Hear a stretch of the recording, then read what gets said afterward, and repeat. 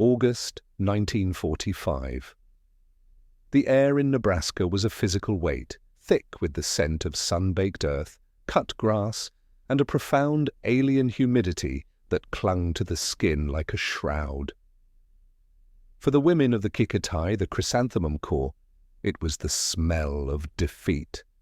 They stood in a neat, defiant line on the edge of the internment camp, their patched but immaculate uniforms a stark, grey rebuke to the riot of green that surrounded them. Their bodies were present, captive, but their minds were fortresses, built from the steel of the Bushido Code and mortared with the absolute certainty of their emperor's divinity. They were the daughters of the sun, forged in the crucible of deprivation and sacrifice, their spirits honed to a razor's edge. Their leader, First Lieutenant Chio Tanaka, kept her gaze fixed on the horizon, her jaw a tight knot of controlled fury. In her mind, she saw not the endless rolling plains of America, but the sacred peaks of her homeland, wreathed in mist and honor. They had been fed a steady diet of images, a catechism of enemy weakness, painted in broad, ugly strokes by the architects of the Greater East Asia co-prosperity sphere. American women, they were taught, were the epitome of Western decay. They were loud, vulgar creatures draped in frivolous fabrics, their faces painted into grotesque masks. They were selfish, their bodies soft from indulgence, and their minds shallow from a life devoid of true purpose or sacrifice. The propaganda reels had shown them dancing wildly, their limbs flailing in decadent jazz halls, their voices shrill, and their manners non-existent. They were the spoiled fruit of a corrupt tree, a society so consumed by individual pleasure that it had forgotten the meaning of duty, of nation, of honor. These were the mothers and wives of the enemy soldiers, and their weakness was a reflection of the inherent fragility of the entire American enterprise. It was a comforting, solid belief, one that had sustained them through brutal training, through hunger, and through the terrifying chaos of their capture. The first crack in that fortress of certainty was not a thunderous explosion, but a quiet, mundane series of observations. The American women who staffed the camp, nurses from the Red Cross, administrative clerks, guards from the Women's Army Corps, moved with a calm, unhurried efficiency that was deeply unsettling. They were not the wild, garish caricatures from the newsreels. Their uniforms were simple and practical, their faces were clean, and their hair was neatly pinned. They spoke in low, measured tones, their voices carrying an authority that was not shrill or demanding, but simply assumed. They gave orders without yelling, they organized supplies without panic, and they treated the prisoners with a detached, professional courtesy that was more unnerving than any overt cruelty would have been. Chio and her soldiers watched them, their eyes narrowed in suspicion, searching for the mask to slip, for the inevitable flaw in the performance. They saw it as a carefully constructed play, a form of psychological warfare designed to lull them into a false sense of security, to erode their fighting spirit with a confusing display of civility. But the performance, if it was one, never ended. If you find this exploration of wartime psychology fascinating, be sure to subscribe and ring the bell for more deep dives into history's hidden corners.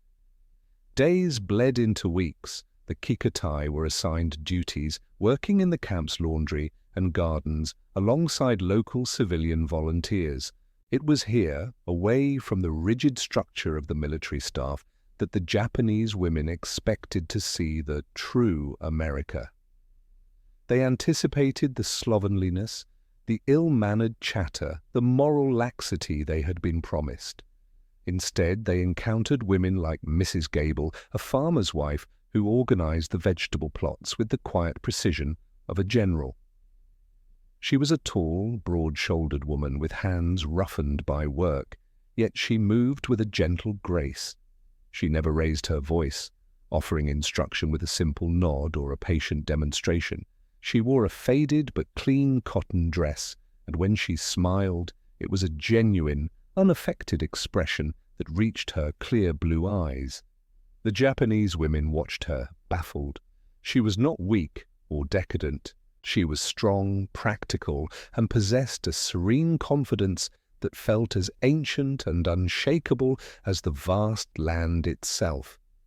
Their confusion deepened with every new encounter. They saw the young women from the nearby town who came to help in the infirmary.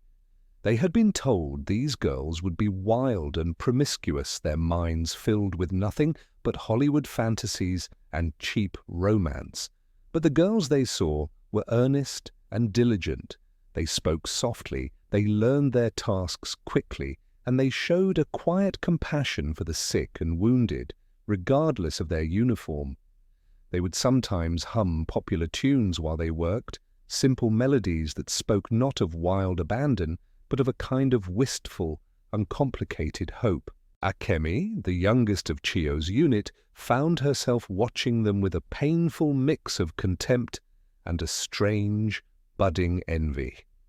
These American girls seemed to inhabit their bodies with an ease, a lack of self-consciousness that was utterly alien to her own experience of rigid, disciplined self-denial. Their world, it seemed, was not one of constant, grinding sacrifice, but of purposeful, productive calm. The evidence mounted, becoming a relentless daily assault on their most fundamental beliefs. It was in the way the female camp administrator, a stern-faced woman named Major Albright, addressed them with the same formal respect she afforded her own subordinates. It was in the sight of the town librarian delivering boxes of books to the camp, her movements precise and her recommendations thoughtful, as if the intellectual well-being of prisoners was a matter of civic duty. It was in the quiet dignity of the women who drove the supply trucks, their arms muscled and their gazes steady.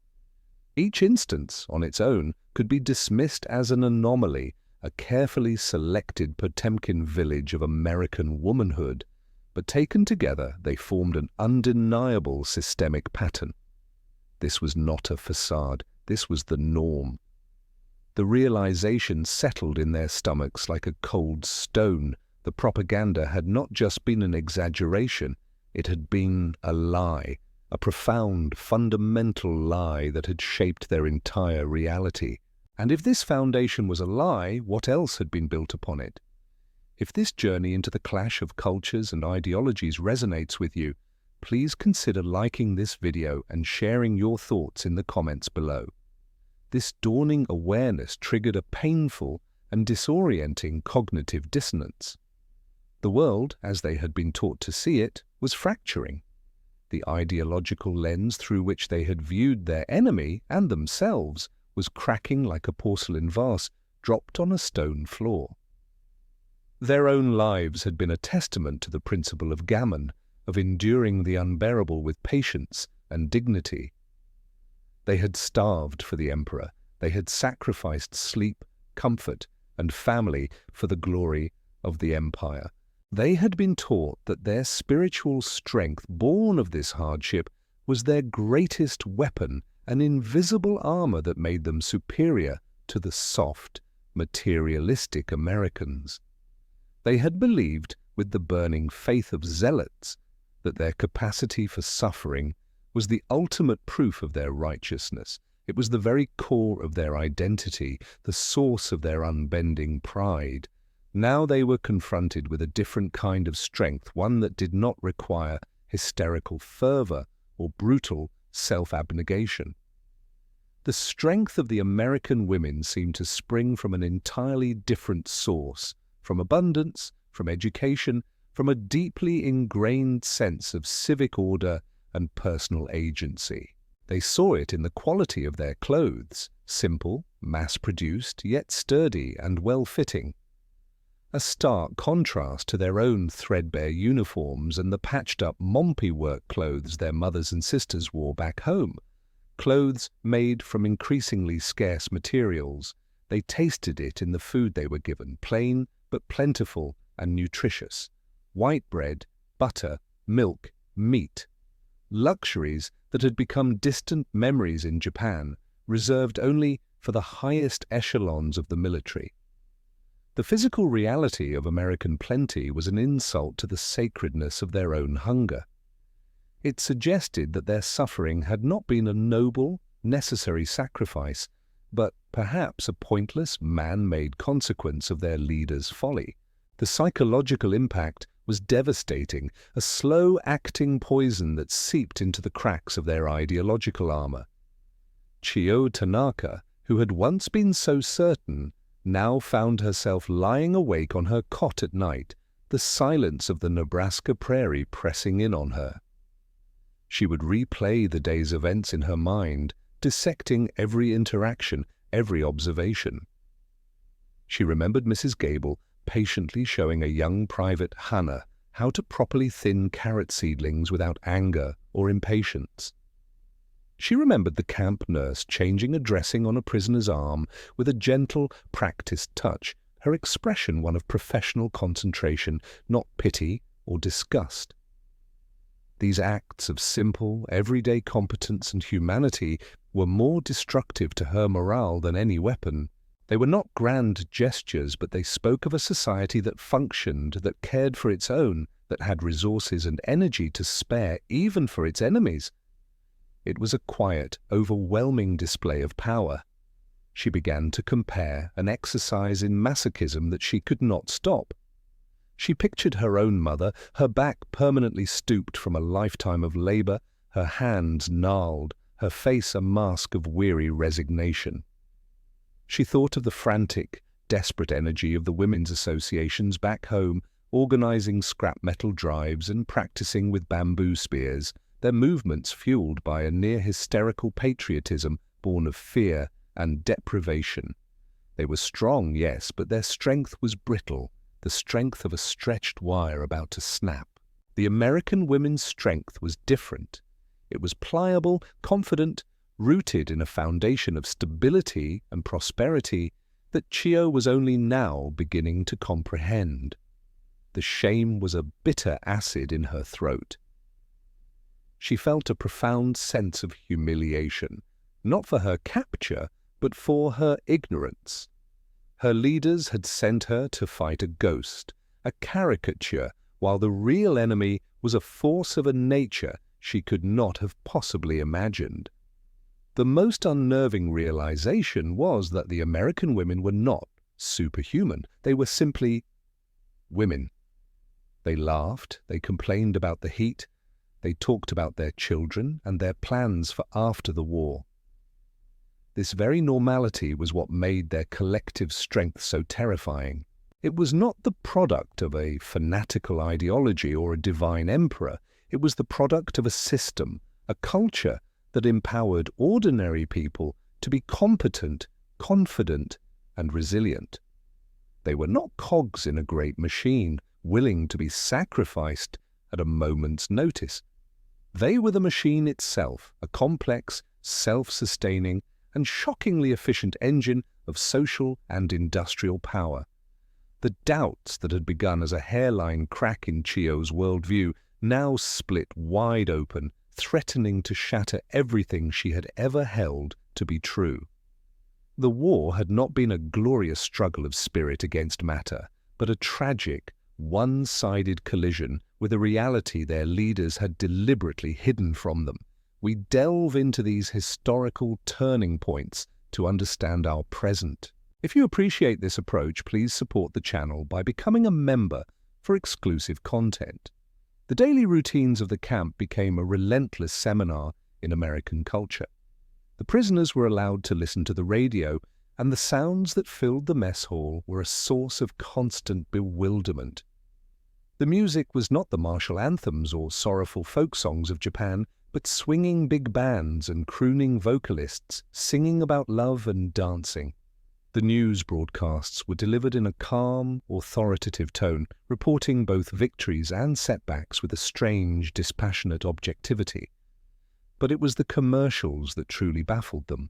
An entire segment of a broadcast would be dedicated to extolling the virtues of a particular brand of soap, or a new type of canned soup, or a miracle floor wax. The women of the Kikatay would listen in stunned silence. A society that could afford to dedicate its airwaves, its resources, its very creative energy to the art of selling soap in the middle of a world war was a society operating on a plane of existence they could barely conceive. This constant exposure to the mundane fabric of American life was more effective at deprogramming them than any overt propaganda could ever be. They began to notice the small details, the way the female guards would pool their ration coupons to buy a birthday cake for one of their own, the easy, informal camaraderie between the officers and the enlisted women, a stark contrast to the rigid, brutal hierarchy of the Imperial Army. They saw women reading books and magazines in their spare time, their faces alight with curiosity. It became clear that these women were not just literate, they were educated, informed, and engaged with the world in a way that had been unthinkable for Chio and her comrades, whose education had been relentlessly focused on duty, obedience, and self-sacrifice. The American women seemed to possess an inner world, a personal life that existed independently of their service to the state. The cognitive dissonance reached a fever pitch. On one hand, they were prisoners of war, their nation being systematically destroyed by the industrial might of their captors. On the other hand, they were daily witnesses to a society that seemed, by all measures, more humane, more prosperous, and more stable than their own. The virtues they had been taught to despise, individualism, comfort, personal freedom, appeared, in practice, to be the very sources of America's incredible strength. The virtues they had been taught to revere, absolute obedience, collective sacrifice, the suppression of self, now seemed like the hallmarks of a desperate, failing state. This inversion of their moral universe was profoundly painful. It felt like a betrayal, not a betrayal by their captors, but a betrayal by their own leaders who had demanded everything from them in the name of a lie. Hannah, the young idealist, stopped speaking for 3 days. She would simply sit and watch the American women, her eyes wide with a silent, horrified awe. Akemi, the skeptic, began asking the guards cautious questions about their lives, their families, their homes. Her inquiries, a desperate attempt to map the contours of this new, unbelievable reality. Chio, the leader, grew quieter. Her disciplined silence no longer a mask for defiance, but for a deep, corrosive doubt that was eating away at the very foundations of her soul. She had been trained to die for her country, but what if the country she knew was a phantom, a carefully constructed illusion designed to hide a terrible, fatal weakness? The weight of that question was heavier than any prison wall. Your engagement fuels our research. Let us know in the comments which historical event you'd like us to cover next. Don't forget to hit the subscribe button. The culmination of this psychological unraveling occurred not in a moment of dramatic confrontation, but during an event of breathtaking banality. It was a Saturday in late September, and the small town near the camp was holding a community bazaar and bake sale on the town green to raise money for war bonds. As part of a new camp policy aimed at demonstrating the American way of life, a small, carefully supervised group of prisoners, including Chio and her remaining officers, were taken to observe. They walked through the town, a place of impossible neatness, with its white picket fences, manicured lawns, and houses that looked like they were built of solid confidence. The air smelled of sugar and cinnamon. The town green was a hive of cheerful, organized activity. Tables draped in red, white, and blue checkered cloths groaned under the weight of pies, cakes, cookies, and breads of every description. The sheer, overwhelming abundance was staggering. In Japan, a single egg was a luxury. A spoonful of sugar was a treasure. Here, sugar and flour had been transformed, through some casual alchemy, into mountains of sweet, golden-crusted perfection. But it was not the food itself that struck Chio with the force of a physical blow. It was the women who were running the event. They were the same women they saw every day: Mrs. Gable from the farm, the librarian, the wives and mothers of the town. They moved with an easy, practiced coordination, collecting money, slicing pies, and serving coffee, all while maintaining a stream of light, friendly chatter. There were no stern-faced overseers, no shouted commands, no atmosphere of grim, patriotic duty. There was only a calm, cheerful, and terrifyingly competent sense of community. They were working together not because they were ordered to, but because they had simply decided to. They had organized themselves, pooled their resources, and created this event out of a shared sense of civic purpose. It was a voluntary, grassroots expression of national will. Chio watched a woman with flour on her apron, the local postmaster's wife, she was told, laughing as she handed a slice of apple pie to a young boy. In that simple, mundane moment, Chio saw everything. She finally understood. The pies on the table were not just food. The event was not just a fundraiser. They were symbols. They were the tangible, edible proof of America's true power, a power that was not just military or industrial, but social and cultural. It was the power of a well-fed, well-educated, and self-organizing populace. The American war machine wasn't just fueled by factories and steel mills. It was fueled by these kitchens, by these communities, by these women who could, in the midst of a global conflict, conjure a world of abundance and order on a town green. They were not just supporting the war effort. They were the war effort, the deep, inexhaustible wellspring from which the nation drew its strength. Their propaganda had told them they were fighting a decadent, crumbling society. The truth was, they had been fighting a civilization.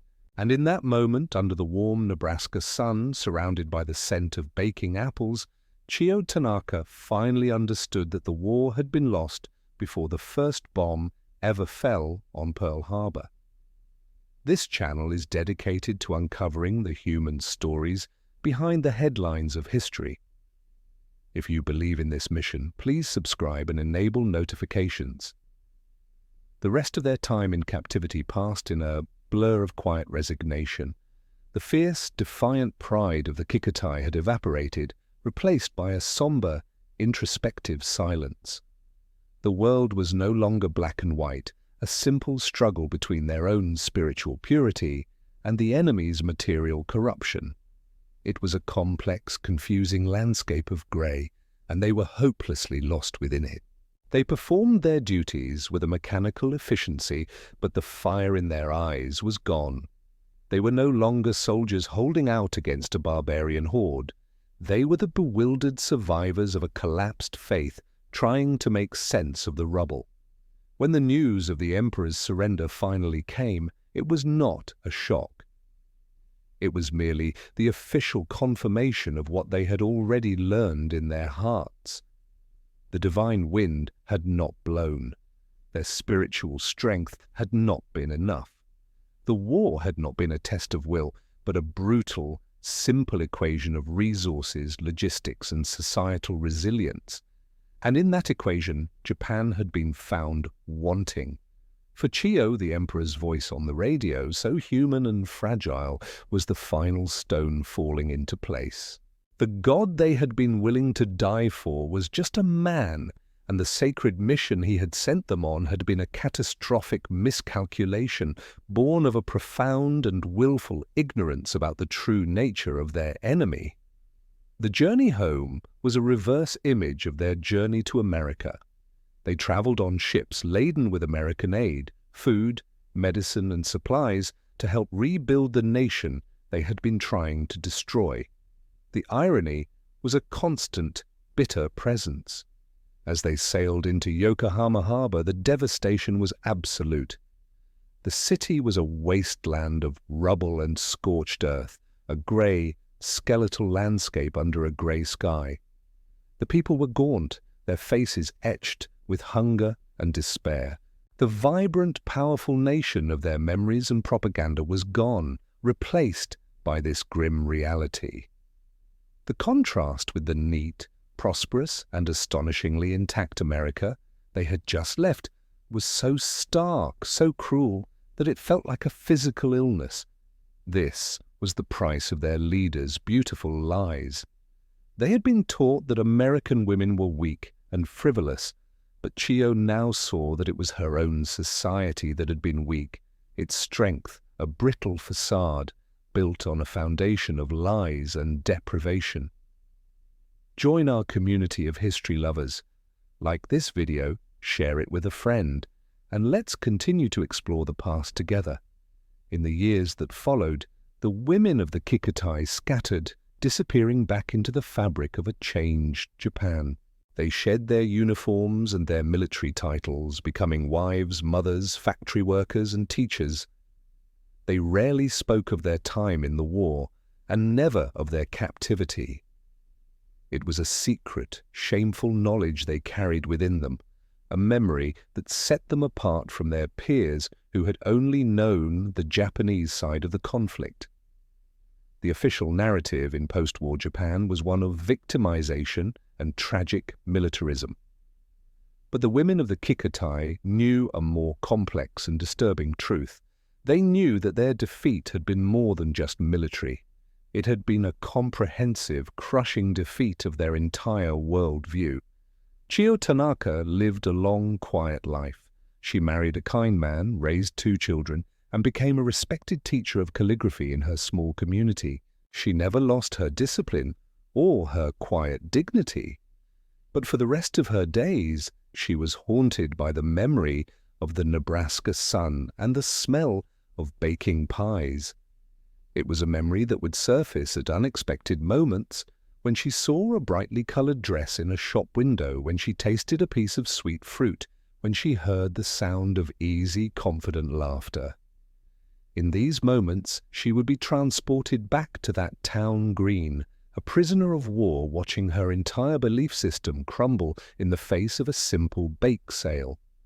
This experience became the central, defining secret of her life. She watched Japan rebuild itself, slowly and painstakingly, with American help. She saw Japanese women gradually gain more freedoms, more education, more agency, becoming, in some ways, more like the American women she had once been taught to despise. And she understood that this transformation was not a betrayal of their culture, but a necessary evolution. Her generation had been sacrificed for a fanatical dream, an illusion of spiritual supremacy. The new Japan, she hoped, would be built on a more solid foundation, one that acknowledged the simple, powerful truth she had learned in a prison camp half a world away. That true national strength is not forged in the crucible of hysterical sacrifice and blind obedience. It is cultivated in the quiet, fertile soil of prosperity, education, and the calm, confident competence of its ordinary citizens. The memory of those American ladies, so different from the propaganda, was not a source of bitterness, but a lifelong lesson. It was the quiet, persistent whisper that reminded her that the most dangerous enemy is not the one you face on the battlefield, but the one who convinces you to fight for a lie. Her ideology had not just been defeated, it had been rendered irrelevant, a tragic footnote in a history that had been written in part by the quiet, unassailable power of a slice of apple pie. What other historical moments were defined by a shocking revelation? Share your thoughts below and let's uncover more hidden stories from the past. The true legacy of Chio's experience, and that of the other women in her unit, was an invisible one. It existed in the choices they made as they raised the next generation. It was in the quiet insistence on their daughters' education, in the encouragement of critical thought, and in a deep, unspoken suspicion of grand, patriotic pronouncements. They had seen firsthand how a nation could be led to ruin by leaders who were insulated from reality, who believed their own propaganda. Their personal defeat had been a microcosm of their nation's, a painful but necessary awakening from a shared delusion. They had gone to America expecting to find a nation of ill-mannered savages and had instead discovered a truth that dismantled their entire identity. The American women they encountered were not warriors, but they were the bedrock upon which a nation of warriors was built. Their strength was not ideological, it was practical, societal, and deeply ingrained.